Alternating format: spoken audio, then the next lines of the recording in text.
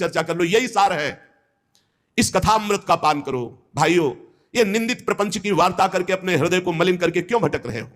जब भगवान की चर्चा कान में जाती है तो सब वासनाओं का नाश करके भगवत भक्ति मुक्ति इसको प्रकाशित करती है।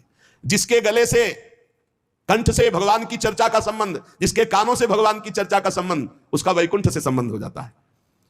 शौनक जी, मैंने अनेक शास्त्रों को पढ़ा है, गोप रहस्य देखा है, सिद्धांतों का निचोड़ किया है, सबका सार यही निकला है कि जिसका चित्त भगवान की लीला कथा में लगा है वो निश्चित भगवत प्राप्त हो जाता है। त्रिलोकी में कुछ भी असाध्य नहीं जिनको भगवान में प्रीति है, नाम में, लीला कथा गायन में, लीला कथा श्रवण में।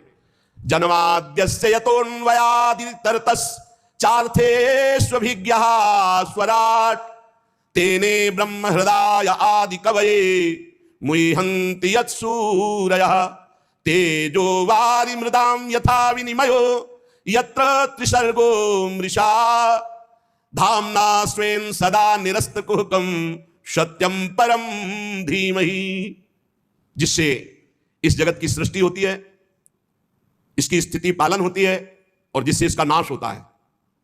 ध्यान रखो, परमात्मा से ही इसका सृजन होता है, परमात्मा इसका पालन करता है, परमात्मा ही इसका संहार करता है। जो सद्विवेकी जन है वो संहार में भी भगवान की पवित्र लीला को देखते हैं, क्योंकि जैसे सृजन वैसे ही पालन वैसे ही संहार।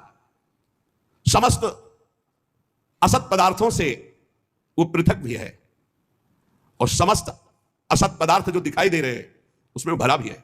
बड़ा विचित्र तत्व है, सबसे परे और सब में भरे।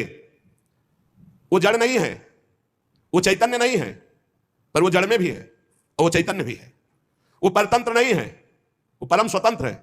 परम स्वतंत्र होते हुए भी आम भक्त पराधीन हो। वो स्वयं प्रकाश है, सबका परम प्रकाशक जो ही ब्रह्मा